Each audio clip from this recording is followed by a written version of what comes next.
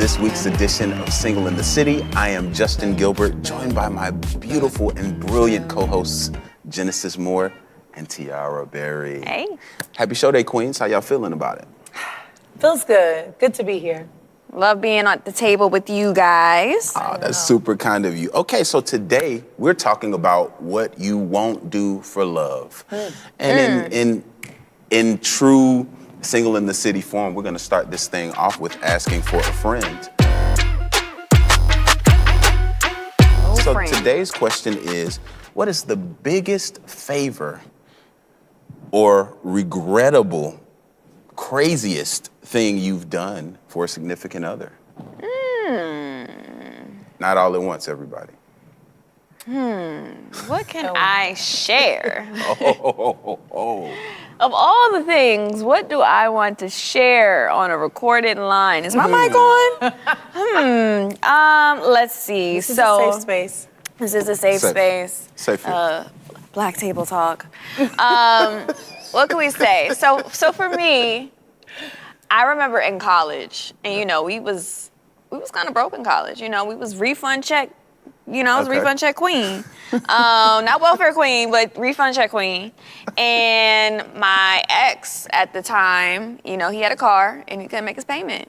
And, he didn't have good credit, so his car payment was high. It was like, maybe like $500 or $600. And, he was like moving his car to his friend's house because, he was scared. It was one of those, when it gets 2 months behind and you got to start moving and parking and asking if your friend got a garage. It was a mess, y'all. So, I gave him the money for his car payment. And I felt like even though it wasn't necessarily the monetary value of it, $500-$600, but it was the fact that I felt like I invested into something out of my refund check, and I was a broke college kid, and I felt like I only did that because I loved him. Aww. For any other reason, I would be like, you crazy, you better figure that out. Wow. Wow, that's really sweet. Yeah. That was not supposed to be heartwarming and gushy inside. I actually regret it, and he never gave me the money back, and did he say it was? we're no longer together. They always say they will. What you mean? Oh. It was one of those. He got me. Oh, he said tough. That's the part. He got me. Yep. So, so-and-so, if you listen, no, I'm kidding. Don't forget. But what about y'all? Have y'all ever done anything crazy? Justin? Or regrettable? Let's see. I have never, of course, anybody that's doing anything crazy doesn't think that they're being crazy at the time that they're doing stuff. I can say I've never really done anything crazy. I guess the extent of my, favors has been, something challenging, particularly awkward. Like I've helped an ex move, what I'm saying, with her dude, you know what I'm saying? Oh. I've done something like that before, and I have loaned significant amounts of money or given when I known that like a significant other wasn't working or something, or they needed a procedure, and allowed them to pay me back and kind of finance stuff. So I don't know. I really believe. How about you, Genesis? Well, I don't know. This whole conversation has me thinking maybe I've never been in love because I don't think I have anything like that super regretful, or I've never done anything like financial or... Well, it doesn't have to be financial. I know we started with that, but there are some things that aren't financial that's still crazy. Yeah, like going through that phone. You never done that before?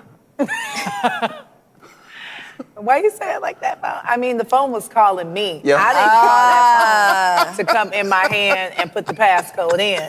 If we're being honest, I just want everybody to know. But, okay, is it bad that I don't think I regret the whole phone thing? I was young. I don't do that now. I do not condone going through people's phones. I do think it's an invasion of privacy.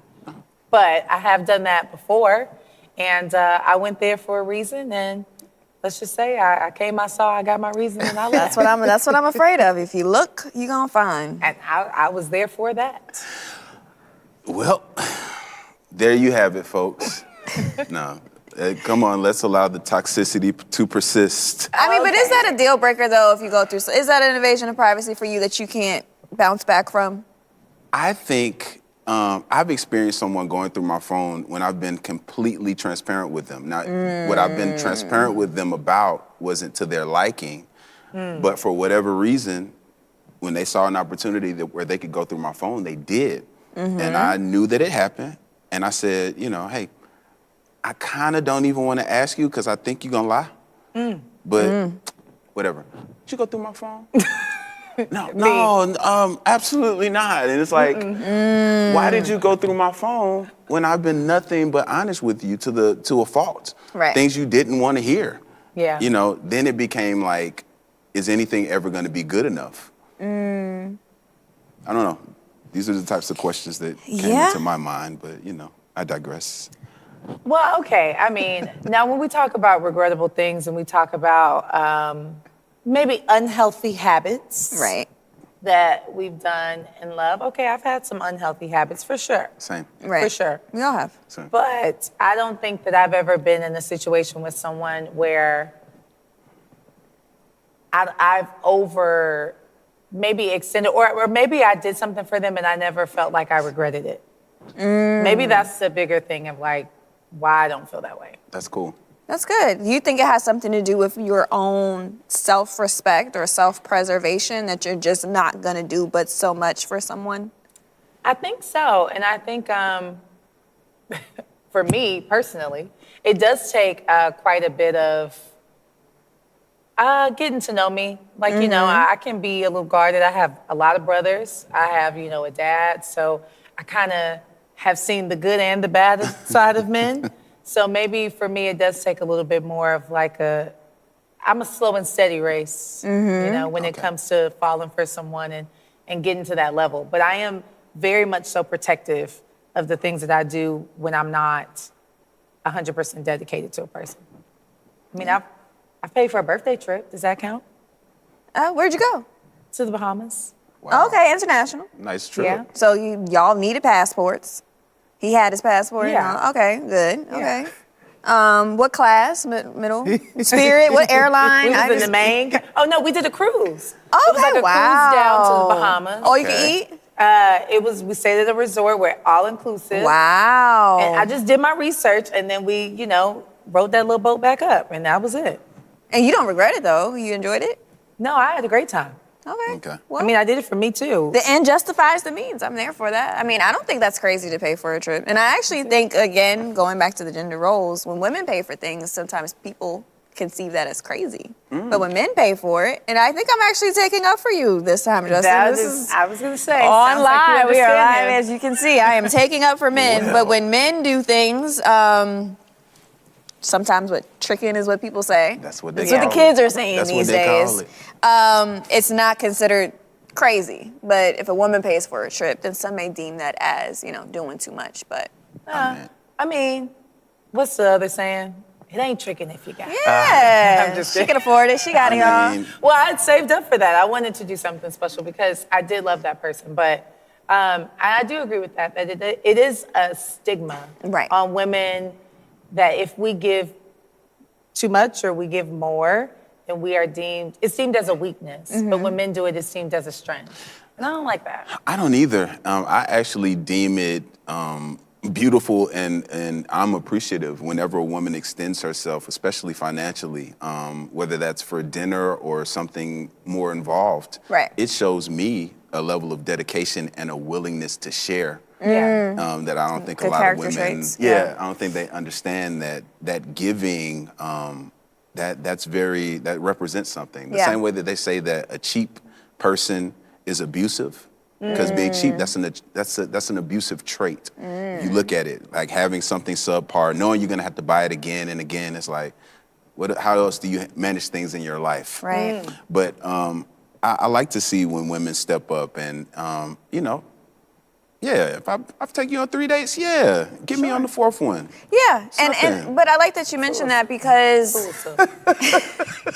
Right for me. I think we only see it as crazy, and I'm speaking for women here, so Genesis, chime in. But it's only crazy when a man isn't willing to do it back for us. Because we have the expectation, if I'm willing to take you on a trip, then by all means, on my birthday, take me somewhere. We could do Aruba. We could do Cuba. We could do different places just like I would do that for you. So I think it's only a crazy thing or a regrettable when that person isn't willing to do it in return.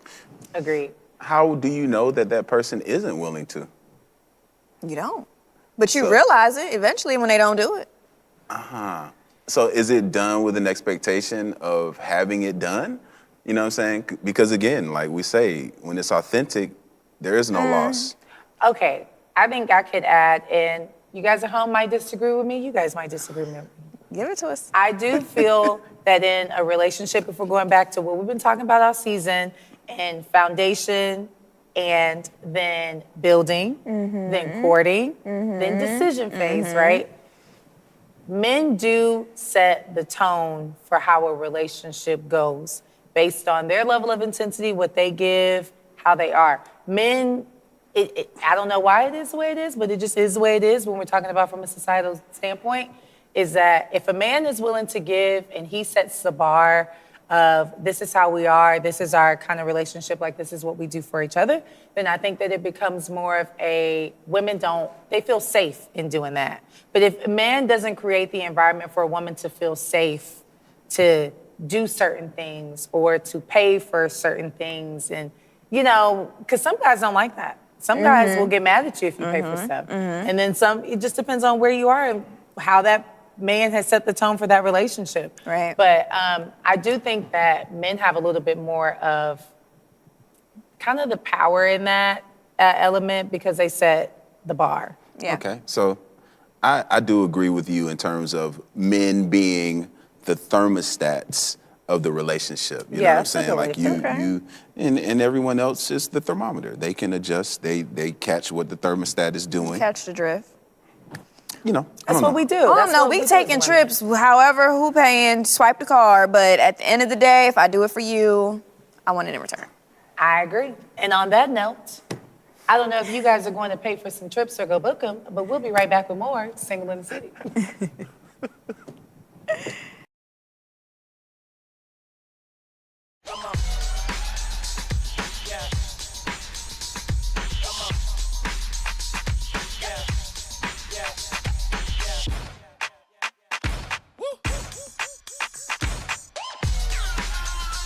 You're not going to get it all right. Just make sure you nail the big stuff, like making sure your kids are in the right seat for their age and size. Get it right at nhtsa.gov/the right seat. Nothing is off limits. Nothing. You can ask me anything. Who is Rufus? Who is that voice? Who is in the body of Rufus? Are you kidding me? Or do I have to give that up? Rufus is me and Cardi. Cardi sometimes me. But we are the voice of Rufus. And he's coming back. He's coming back with a vengeance. He's coming back. Stay tuned. Don't go nowhere.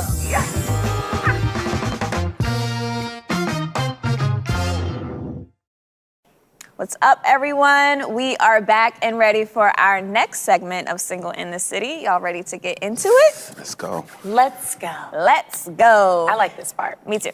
So we were just talking about the craziest things that we have done for love. So now I want to know, how much is too much, and how do we set healthy boundaries in our relationships? That's a good question. Wow. I think it really just starts off with, like we were talking about before, understanding who you're in a relationship with, what that person likes, but you also have to have a really deep understanding of yourself to know your boundaries before you can clearly express them to someone else. And not just wait for somebody to push your buttons and then be like, I don't like that, and now you want to break up, you know? So that's my thing. What are you thinking, Justin? Yeah, like I think a lot of setting boundaries has to do primarily with knowing ourselves. Yes. Being super self-aware and actually being able to have open communication and kind of talk through just life things, so that people can understand where you've been, things you've encountered, other regrettable incidences and how that's affected you. And just make what do we call them? What kind of boundaries?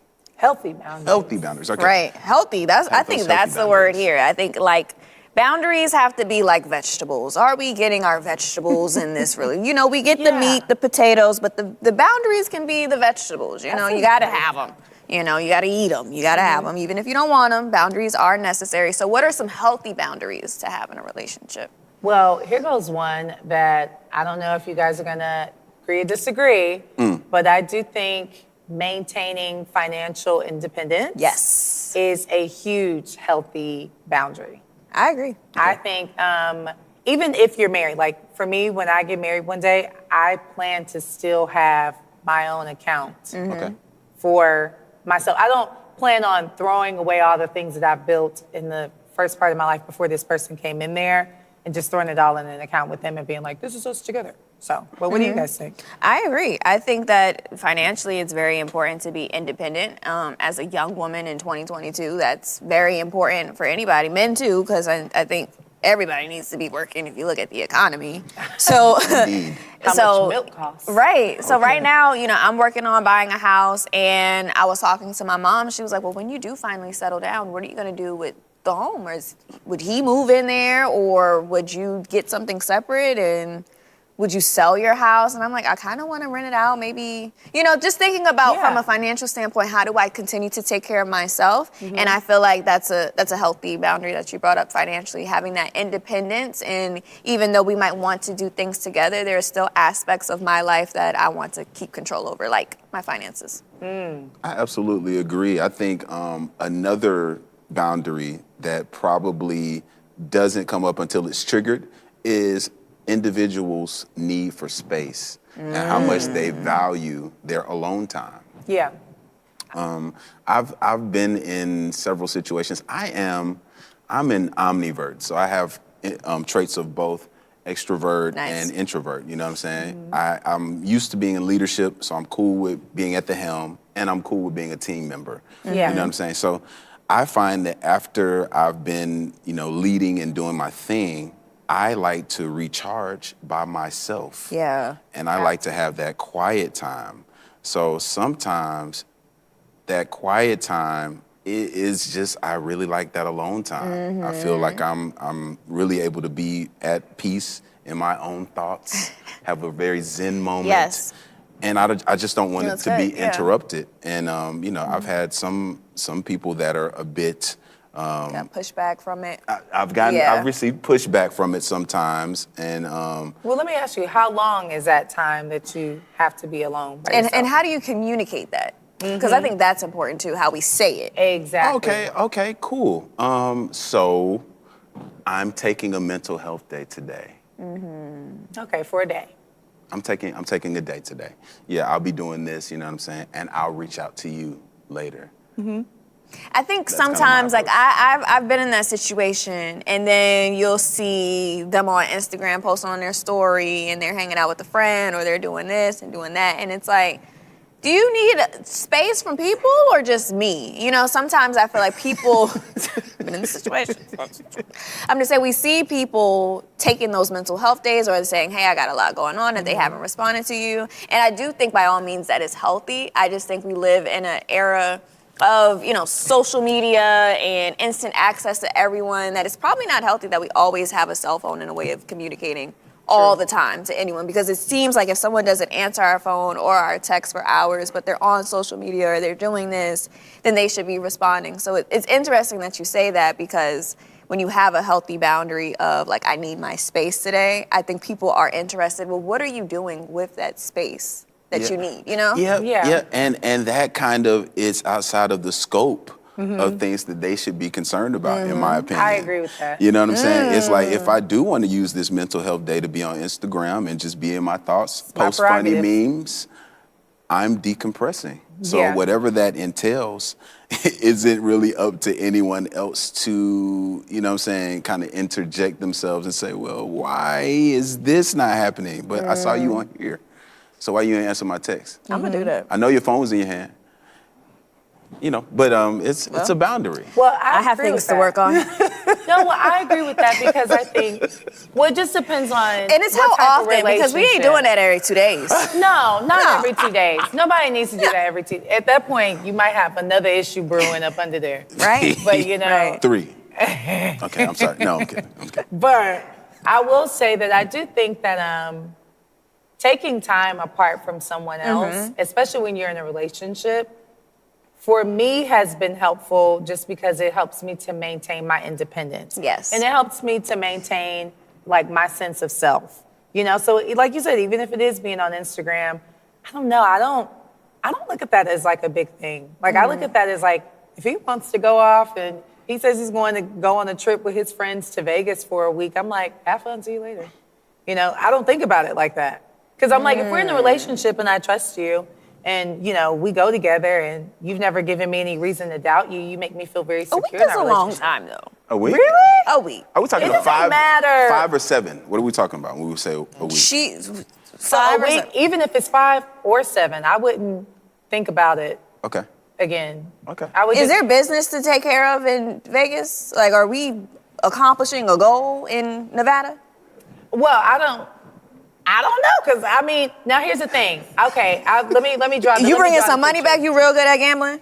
Let me draw the Yikes. picture. So if I've dated someone before and they like to take trips, like they love to travel, right? So like, but when they're gone, I don't be like blowing up their phone every day like I would if they were in the city. I wait for them to kind of reach out to me. I wait for That's them to kind of like, understandable. you know, when they get some chill time in the break, and then it's like, I look at that as if I'm even when you're out of town, show me I'm on your mind. Yeah. I'm not gonna Yeah. put you in a situation where I'm gonna force you to choose me. Like, you're gonna have to do that on your own if you wanna be here, right? Or if Right. you want me to be here when you get back. Get what I'm saying? So And I think you should get back before a week. well, but even if it's 7 days, if it's 5 days, if it's 2 weeks, I don't think about it like that. 2 weeks? He better be studying abroad. Cause ain't no way in the world I'm going to just be like, okay, go away for 2 weeks. You have a whole family to go check on for 2 weeks. I mean, but if he got a family to go check on for 2 weeks, him being gone for 2 weeks or 2 days ain't gonna stop him from checking on the family. He still got that family. Justin, would you go away for 2 weeks? And the women that you've dated, do they raise eyebrows at how long you've been gone from them? I think I do a pretty good job of setting expectations on the front side. So So yes. if I were going to be gone for 2 weeks, and I, you know, just professionally having Right. traveled a bit, like, you know, at a point there was a time when I was gone maybe 8 months out of the year. You know what I'm saying? So travel is not uncommon for me. So anyone that's close to me is pretty well adjusted to the Right. fact that sometimes I have to bust moves. Now, for personal reasons, I hadn't really, I personally haven't been in a relationship and been away for personal reasons, like completely Yeah. vacation, Yeah. feet up somewhere for that amount of time. And probably because I have a son. So that just wouldn't make sense Yeah. in my life, like, you know, to run it like that. But yeah, I think 2 days, 2 weeks. What's the time deal? Yeah, if trust is in order and people trust themselves, because a lot of distrust stems from people's inner feelings of how they would do things or what they would be doing. Maybe. Right. So So, again, you know. I'm the issue. I'm the problem. What I would be doing in Nobody's Vegas for 2 saying weeks. that. Nobody's Maybe saying- is but when I do think I think I always first I will want to invite the person or I will want to go, you know, a lot of times. And then if it's just, you know, me and my friendship, that's different. But if I'm thinking of going somewhere for like an extensive amount of time, I will want them to come with me. Or if it's, again, with my friends, and I don't think I would want to be gone for 2 weeks. Or maybe even a week if it's in the country. But that's just me. If I'm away for a week with my friends and I can afford to be away for a week and go and do it and not be with my significant other, it's just like, I don't look at it, but maybe that's me. I'm now, and these are all assumptions based off of things that I would say after being in love with someone for a very long time. But if I'm really knee deep and I'm really locked in with somebody, I might feel differently. You know, but just thinking about it off the top of my head and just from my experiences, I don't think I've ever really cared that much if they were gone, because it's like, you're gonna be you at the end of the day. Right. And before you left on that trip, I knew you was gonna be cheating. And you can cheat locally too. You was gonna cheat at home. You was gonna cheat in Vegas. You was gonna do it in Miami. You're gonna be doing whatever you want to do anyway. It's true. So I'm not gonna force you into a situation. You know what? That's a great point, and also an excellent time for us to take a brief pause for the calls. We'll be right back after these messages. Okay. Stay right there. Pause for the calls. Severe weather can strike anytime, anywhere, but there's a simple way to stay safe. Hey, Jim Cantore here. I stay safe in dangerous weather by planning ahead.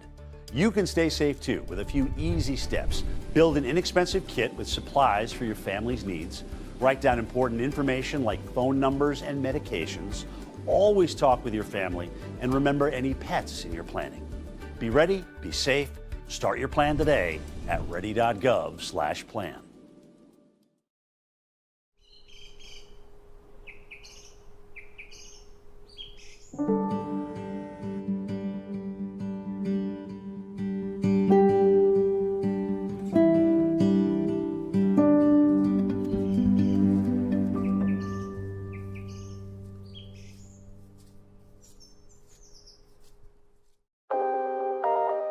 How do you decide what is a priority at the moment versus something that you can complete at a later date? What feels right in the moment?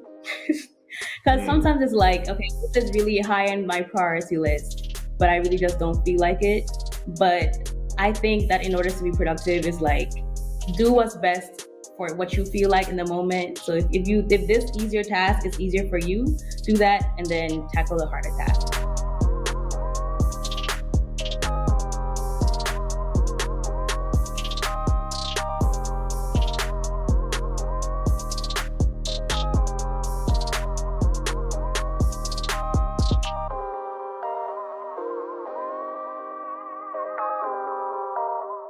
Hello, everyone, and welcome back to Single in the City. I'm your host, Genesis Moore, alongside my beautifully talented, wonderful co-host, Justin C. Gilbert and Miss T.R. Berry. All right.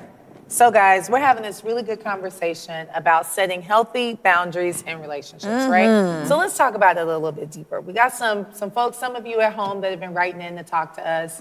If you have not already, please go on to social media, find us, and send us in your comments on what you think about our show.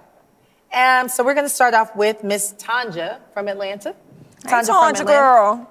She said, can you put boundaries on the types of relationships people have with the opposite sex? And by people, I'm thinking she's meaning somebody she's in a relationship with. So can you put boundaries on the types of relationships people have with the opposite sex? You could, but why would you? Like, you know, do you want to see? Why would you? Yeah, do you want to see if you all have an agreement? I don't like rules. I like agreements in relationships. I like Okay. that. Okay, let's So if flow. we establish an agreement and we say what we're going to do and what our relationship looks like, I think that trust should allow us to give that individual space to be authentic and entertain whomever they want to, understanding that attraction isn't just for romantic purposes. Have you ever been attracted to someone of the opposite sex or even the same sex, but you know, you get to talking and trading ideas and find out that there's some commonality there that could be beneficial in a whole other way? Like attraction, I think, is God's little nod and push sometimes to spark up conversations with people and figure out how your lives can intersect. But, you know, I don't know. I think why try to limit that person's experience? Why try to govern how their life plays out and say, I don't want you talking to whomever, or, you know, you should never be seen giving your number out to whomever. It's like, no, this is a whole world. Like, I don't know. What do you think? I agree. I think it's just not saying you can't have relationships with people. I think it's about the boundaries aspect of it. So like, I don't want to see you and them on the phone at 3 o'clock in the morning. Because, like, what are you talking about at 3 o'clock in the morning? No, that's What's open at 3 o'clock in the morning? My grandma said 2 things, but I'll leave that to interpretation. imagination. Yes, but I think the boundaries aspect of the relationships that you have with people is important, and I also think, like you said, trust is important. So it's not so that way you can put a leash on somebody and say this is who you can and can't talk to, and this is when you can or cannot talk to them. It's about the trust that you establish, and I think that a conversation needs to be had about boundaries when it comes to the opposite sex. Like, how often are you hanging out with them versus me? How often are you spending money on them or doing this or doing that? Is there history there? Is there a future there? Have you ever, I think that those conversations are important to have. That's very interesting. Yeah. And I think confident people are willing to have those conversations, you know? Indeed. It can't come from an insecure place, and that's why you're setting boundaries on who they're dealing with. So for Tanja, you know, if she's confident in her relationship and what he's doing, then I think it's more so about her just feeling comfortable. But if she's doing it because there's a hint of they might be doing something or there's a hint of jealousy, then I think that's a whole different can of worms for her to have to deal with. Well, I think that comes from a place of clearing out your heart before you get into the next relationship, which I have a whole other conversation about that. And I think sometimes, you know, if she's experienced hurt where somebody has betrayed that trust and then moved into another relationship and not established or not really confronted the feelings that she has around that, then of course that's gonna be an issue, you know? Yeah. But I do think that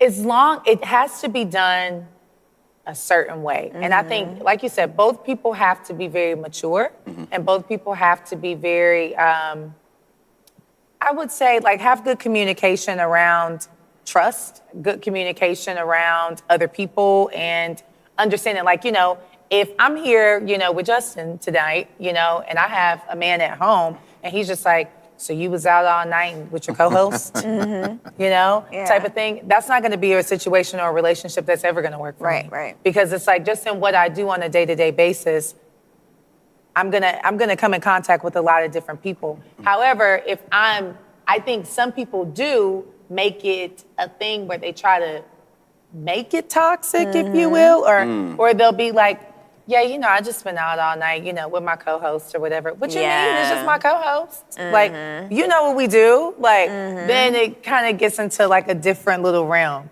you know, but that's where the maturity comes in. And a lot of people negate that part of being an adult and dating and being single in the city. Like, if you are immature in certain ways, you know, you got to work on growing up out of that. You could be 50 and immature. Yes. Say that. You're talking real good in here. I mean, I think it's important to just add this caveat as well, like unresolved traumas become triggers. So it's important that when our triggers are exposed, that we actually do that deep dive, figure out where that's coming from, why that persists, and, you know what I'm saying, remove those feelings and that energy from that negative thing so that you don't, you know what I'm saying, complicate someone else's life that ain't even thinking about that. You're giving them ideas. Or more importantly, you don't miss out on a good person putting the last relationship's burdens into this relationship. Say that. You know, like, we all come with a certain level of baggage. But how you minimize that is, like we've talked about on the show plenty of times, therapy, prayer. Yes. You know, and getting to know yourself in that moment of being single. Right. Like, you know, and then certain things I feel like you look at people and you be like, see, you like to play. And I don't like to play. So since you like to play like that, you know, you gonna do your thing. I know you're gonna be in the streets anyway, so you stay there. That's so true. Yeah, that is true. That's so true. Some people do belong to the streets, but we do have another question. Okay. So Michael from Philly wants to know, what's up, Philly? What's up, Mike? Wants to know, and we're talking about boundaries here. Okay. So, should you take a pause after an argument? And I want to ask you this because, you know, you need your mental health days and your Woosah. So That's right. after an argument, how do you handle that? Do you take a pause, and for how long? I think it depends. For me, I like to be calm before I even enter into conversations about or hot button topics, things that could be a little it can get us riled up. I like to think. So I like to be completely sober. So let's say we're out at a restaurant, we're having some wine and enjoying ourselves, and something happens and it's a little rubby. It's like, you know what? Let's talk about this tomorrow. Yeah. I'm gonna leave now because I'm getting hot, but I know that I'm not myself. Yeah. You know what I'm saying? Because I've had some alcohol. Let's take a pause here and we'll talk about this tomorrow. I think it's important to let people have their moment and give them, let that be a boundary, like respect their boundaries and their ability to make those decisions, like, and not force conversations, or, you know, because that automatically, well, it could lead to us saying something that we would really regret, you know? Yeah. Yeah. But at what point does pausing become avoidance? Oh, when someone doesn't come back around to it or is unwilling to, like, listen. But I don't know. You jump in, Jen. Like, tell me, what are you thinking? I think it's avoidance, but let me start here, actually, before I jump there. People have to be open to what you're talking about. So if we're having a disagreement, but you're not open to what I have to say. For example, I have an example for this. Me and my friends, we got together. One of my very best friends, she got upset about something another friend said. I felt like she was acting wild. I'm like, you are wilding right now. What is going on? And she was just like, you know, I tried to talk to her, like, you know, kind of fish there a little bit the next day. And she's just like, don't care. I would do it again. I felt how I felt, and that is what it is. And I stick behind what I said. I did not like that. Boom. So at that point right there, that let me know, okay, she's not really open to the other perspective. Right. And if she's not open to the other perspective, I can't force her to be open to that right now, tomorrow, next week, next month. Whenever her growth, so that was months ago, we've still not really revisited that conversation that way. Now, I've lightly said, you know, hey, maybe not like that. You know? Like, if we got an issue, we could do it a little bit better. And she'd be like, all right, I respect that. Maybe not like that, I could do it a little bit better, but I still stick behind. And when it got there, I said, we're still not open. Yes. Right? So at that point, I have to just, like, kind of throw it up. And that's when, you know, your grandmother used to say, like, I'm just going to give it over to the Lord. And I'm going to give it over to the Lord. And then, you know, it just kind of becomes one of those things where if it comes up again in that situation and it feels harsh, like how it felt that time, you know, it's either then we're talking about it because you're not respecting my rights and my boundaries here, right? I don't like that. Right. But, you know, if it doesn't, one day I just will hope and pray that she grows into understanding why I thought it wasn't appropriate. And she might not ever. I got to be okay with that. Very true. That's true. Very true. Well, guys, we had a jam-packed conversation about boundaries. I think I know where I need to set some more boundaries. Same. And I also know where I need to cruise control a little bit in my relationships and maybe say, okay, go out of town for a week or two. I'm saying, is 2 weeks too long? Did we decide that 2 weeks is, I should not think 2 weeks is cool, huh? Let's even out at 10 days. But what are you doing for... Anyway, y'all, it's been a great show. You guys have been amazing. Thank you so much for tuning in. We will see you next week for another episode of Single in the City. Y'all good? Feeling good? Absolutely. Feeling good. See y'all next week. Peace, See you next y'all. week.